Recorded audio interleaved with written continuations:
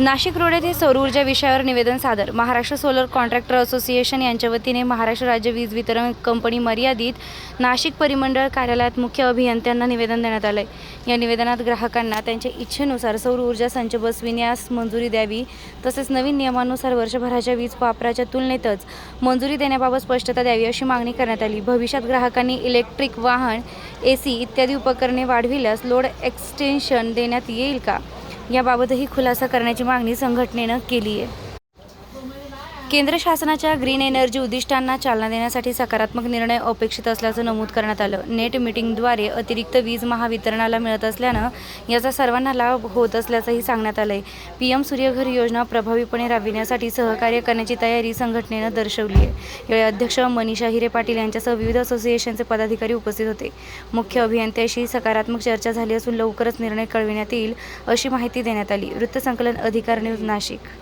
तर नुकतंच महावितरणने 3 दिवसांपासून आपल्या सोलर ॲप्लिकेशनच्या आणि सँक्शनच्या पद्धतीमध्ये बदल केलेला आहे. जे ॲप्लिकेशन्स आता केले जातात ते PM सूर्यघर अंडर, तर तिथे PM सूर्यघरच्या पोर्टलला सँक्शन मिळतं आहे 3 किलोवॅटचं, पण जेव्हा हे रूफटॉप पोर्टलवर अप्लाय करतात आहे ते 1.6, 1.2, 1.8 किलोवॅटचं अप्रुव्हल मिळतं आहे.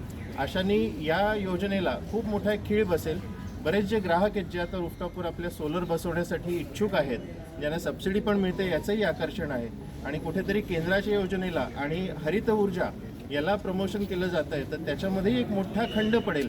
तर कुठलेही नियम बदलताना महावितरणनी एकतर MERCचे नियम जे आहेत त्याचं पालन करावं आणि हे जे चेंजेस करताना सगळ्या ग्राहकांना पहिले काहीतरी इंटिमेट करावं. पण याच्याने एक मात्र निश्चित आहे, असे जर बदल होत असतील तर पुढे जाऊन PM सूर्यघरसारखी योजना किंवा अजूनही येणाऱ्या ज्या कुठल्या स्मार्ट वगैरे सारख्या योजना आहेत त्याही सक्सेसफुल होणार नाहीत आणि कुठेतरी त्यालाही खंड बसेल.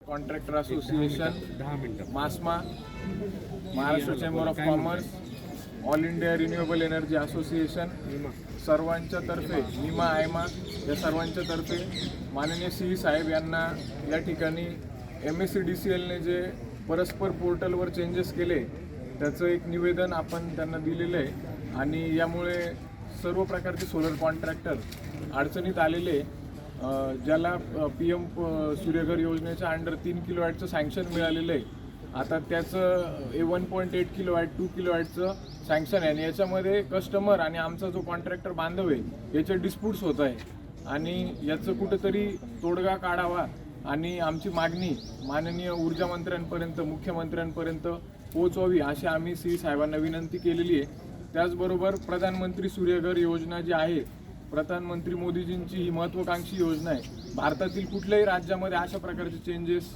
झालेले नाही आहे आणि तिथे स्मूथली ही योजना चालू आहे.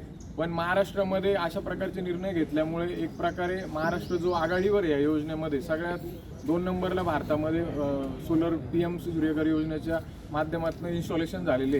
तर अशा प्रकारचे जर निर्णय आले तर ग्राहक सोलरच्या प्रती थोडासा दुर्लक्षित करेल आणि सोलर ही हरित ऊर्जा आहे. पूर्ण जगाची जी वाटचाल आहे ती ग्रीन एनर्जी, रिन्युएबल एनर्जी, प्रदूषण मुक्तीकडे चालू आहे. लोक आज EV घेत आहे, लोकांचं लाईफस्टाईल वाढतं आहे.